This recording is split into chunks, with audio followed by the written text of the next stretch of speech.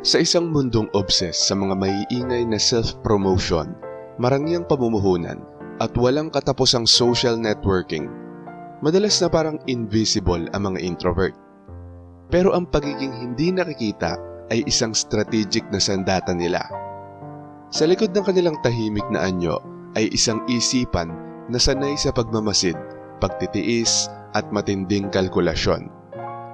Naiintindihan ng mga introvert ang isang bagay na madalas hindi maunawaan ng maraming extrovert, na ang tagumpay sa pananalapi ay hindi tungkol sa ingay, kundi sa kontrol, timing at leverage. Hindi ito tungkol sa swerte o pagsunod sa mga uso. Ito ay tungkol sa paghubog ng mindset na kayang gawing kalamangan ang katahimikan. Hindi kailangan ng mga introvert na ipaalam ang kanilang tagumpay. Tahimik nilang iniipon ang kapangyarihan, impluwensya at kayamanan sa paraang hindi nakikita ng iba. Narito ang malalim na pagtalakay sa 6 na powerful rules tungkol sa pananalapi na nagbibigay sa mga introvert ng unfair advantage kumpara sa karamihan.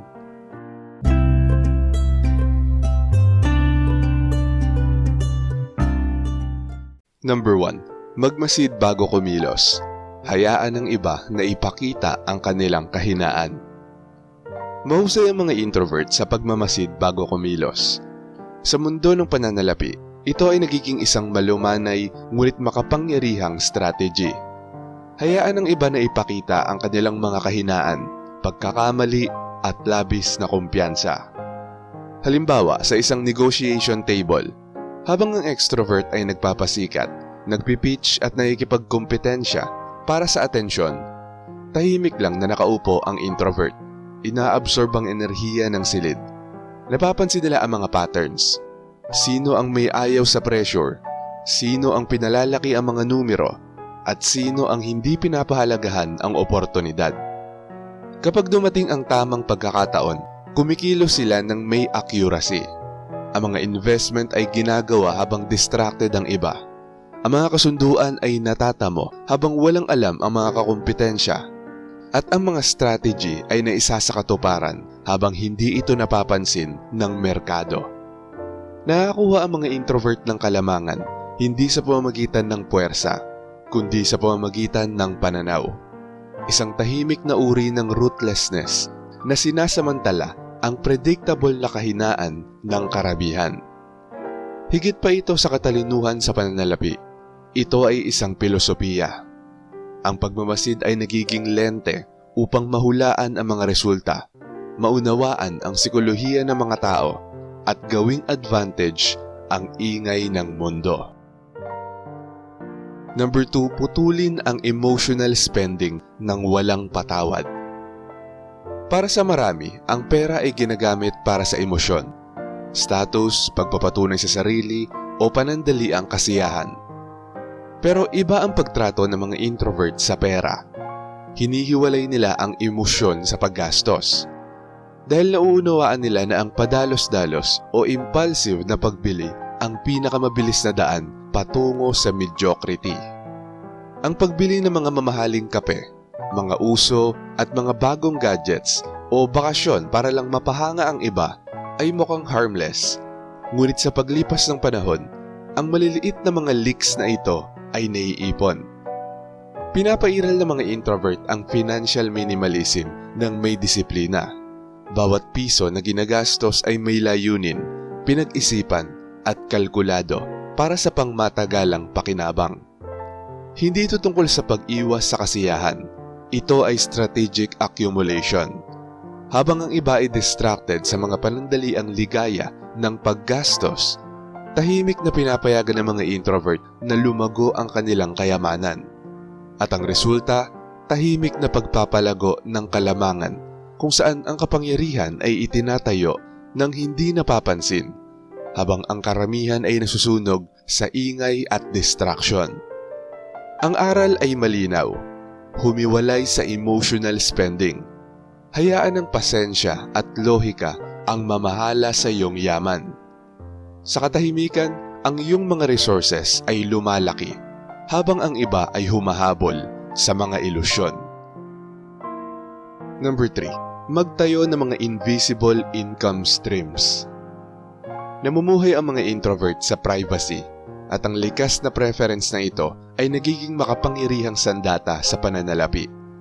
Mas naaakit sila sa mga pinagkakakitaan na hindi nangangailangan ng patuloy na pag-aproba o atensyon mula sa iba, tulad ng mga niche na e-commerce business, online courses, freelance consulting, royalties, o mga investments na nagbibigay ng dividends. Ang susi ay hindi lamang diversification, kundi strategic invisibility. Maaaring magdala ng paghanga ang visibility, ngunit kaakibat din nito ang kompetisyon, inggit at mga hindi ka nais-nais na pagsusuri. Ginagamit ng mga introvert ang katangian na ito sa pamamagitan ng tahimik at planadong paglago. Sa halip na habulin ang viral fame o social proof, nakatuon sila sa paggawa ng halaga na lumalago sa paglipas ng panahon. Bawat invisible na pinagkakakitaan ay nagiging isang fortress ng kalayaan, matibay laban sa ingay ng merkado at pressure ng lipunan. Ang kahusayan nito ay nasa discretion, sa pamamagitan ng pagtatago ng kanilang mga proyekto sa radar ng publiko. Nag-ooperate ang mga introvert sa isang lugar na bihirang mapansin, na iniiwasan ang pamimeke o sabotahe. Maaaring ipagyabang ng ibang tao ang kanilang tagumpay sa social media, ngunit tahimik na pinaparami ng mga introvert ang kanilang assets, habang ang karamihan ay nakikipagkumpetensya sa isang zero-sum na laro. Sa paglipas ng panahon, ang mga tahimik na pinagkakakitaan na ito ay nagiging network ng kapangyarihan na halos hindi matitinag. Isang personal na imperyo na itinayo ng walang ingay o fanfare. Number 4. Iwasang lumabis sa pakikisalamuha. Madalas ipagdiwang ang networking bilang susi sa tagumpay sa pananalapi. Ngunit tinitignan ito ng mga introvert bilang isang high-stakes na laro ng estratehiya. Bawat pakikipag-ugnayan ay parang resource allocation problem. Limitado ang oras, atensyon, at mental na enerhiya. At ang maling engagement ay maaaring magdulot ng malaking gastos. Kaya sa halip na sumali sa mass networking, nakatuon ng mga introvert sa mga strategic na relasyon na may mataas na potensyal para maging pangmatagalang pakinabang.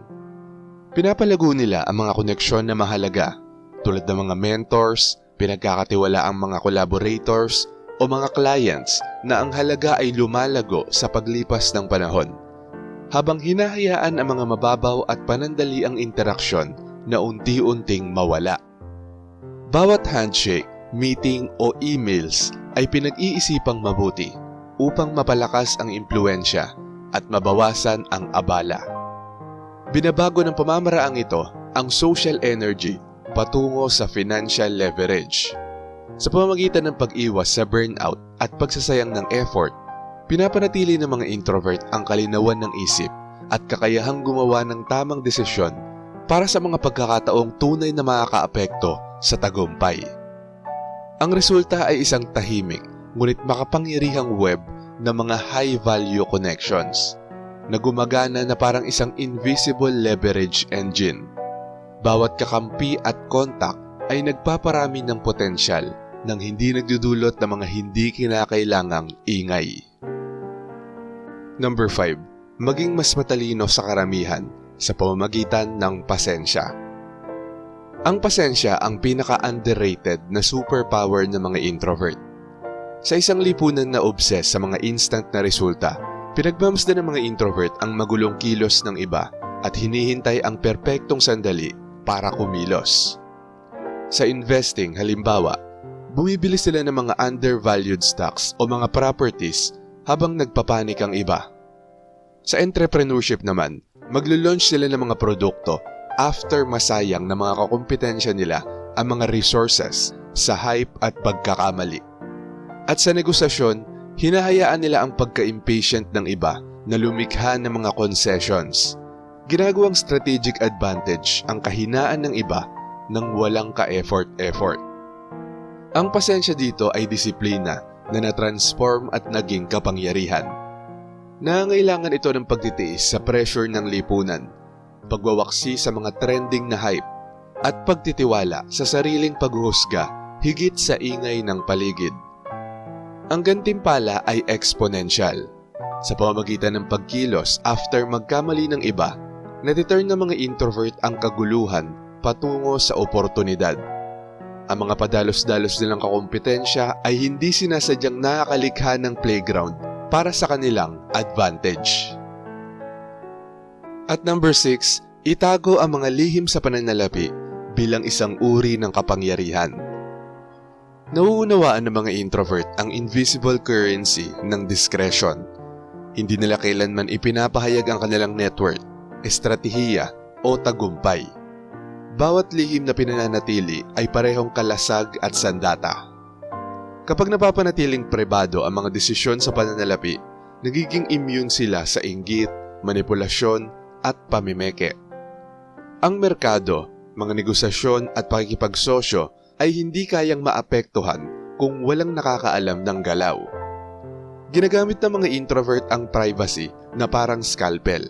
Eksakto, may layunin at halos hindi matitinag. Hindi ito lihim dahil sa takot. Ito ay strategic control. Sa pamamagitan ng pagbubunyag lamang ng kailangan, naiimpluwensyahan ng mga introvert ang pananaw ng iba at lumilikha ng psychological leverage laban sa mga peers at kakumpetensya. Bawat nakatagong asset, lihim na estratehiya o tahimik na acquisition ay hakbang patungo sa tahimik na dominasyon, kung saan ang kapangyarihan ay unti-unting lumalago nang hindi nakikita hanggang sa hindi na ito mapigilan. Ang pagiging introvert ay hindi kahinaan. Ito ay isang strategic advantage. Habang hinahabol ng mundo ang ingay, pagpapatunay at agarang kasiyahan, pinapalago ng mga introvert ang kontrol, pasensya, pagmamasid at precision. Ang kanilang ruthlessness ay hindi malakas o agresibo. Ito ay tahimik, maingat at halos hindi nakikita, ngunit sobrang epektibo. Sa pamamagitan ng pagmaster sa 6 na patakarang ito, pagmamasid bago kumilos, pagputol sa emosyonal na paggastos, pagtatayo ng hindi nakikitang pinagkakakitaan, pag-iwas sa sobrang pakikisalamuha, pagiging matyaga, at pag-iingat ng mga lihim, lumilikha ang mga introvert ng unfair advantage na halos hindi napapansin ng iba at mahirap tapatan. Sa huli, ang mastery sa pananalapi ay hindi tungkol sa pagpapasikat. Ito ay tungkol sa tahimik na panalo, strategic at walang pasubali. Hinahayaan ng kapangyarihan ng introversion na gawin ang hindi kayang gawin ng extroversion, ang mag-dominate ng tahimik at permanente. Shoutout sa mga nanood ng Introvert Time Collapse Manifestation. Shoutout kay Marie the Lightworker. Sabi niya, "Hi po Sir AP, good evening. It's another nice episode. Yes, ganun kaming mga introvert. Ginagamit namin ang natural na kakayahan sa malalim na pag-iisip, matinding imahinasyon at pag-iisa upang mapabilis ang na-manifest naming hangarin sa buhay at paulit-ulit na visualization. Salamat po ng marami Sir AP. God bless always." Sabi naman ni Arkitakot, "Grabe ang lalim nito ah. Parang pinapaalala na sobrang lakas talaga ng mind natin lalo na kapag marunong tayong mag-focus at mag-manifest." Bilang introvert nakaka-relate ako sa idea na sa tahimik na space nangyayari yung pinaka-powerful na pagbabago. Salamat sa video na to. Dami kong realizations dito. At ayon naman kay Pelikulang Pinoy, ang ganda ng concept nito. Nakaka-inspire lalo na sa mga introvert na madalas minamaliit yung pagiging tahimik. Ditong makikita na hindi kailangan maging maingay para maging powerful. Nasa inner world talaga ang tunay na lakas. Solid content. At shoutout din kay Renante Damgo, Annalyn Granada, Mario Alipit, Ramlat, Kati, Cairo Den Adi, Flora Limbaga, Pax Tumulak, Lorena Bintas, Emma Villanueva, Haro Abrigo, at kay Jola Short Video. Maraming salamat po sa panonood. Kung gusto niyo ding ma-shoutout, mabati o mabasa ang comment nyo, Mag-comment lang sa latest video rito sa channel na to at pipili kami doon ng mga isi-shoutout at babasahin para sa susunod na upload. Kung nagustuhan mo ang video na to, huwag kalimutang mag-like, i-share to sa iba at mag-subscribe na kung hindi ka pa nakasubscribe. Maraming salamat at see you next time.